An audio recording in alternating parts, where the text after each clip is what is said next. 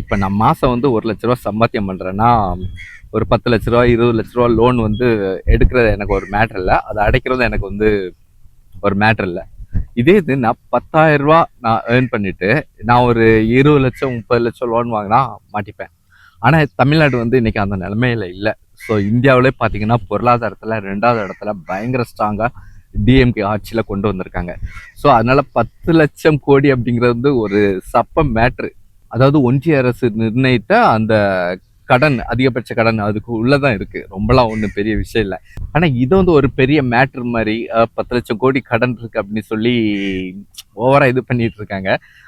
இவங்க பண்றது நெக்ஸ்ட் எதுக்குன்னு பார்த்தீங்கன்னா, எனக்கு தெரிஞ்சு இவங்க தேர்தல் வாக்குறுதி எல்லாமே இதை காரணம் காட்டியே அவாய்ட் பண்ணுவாங்க அப்படின்னு தோணுது.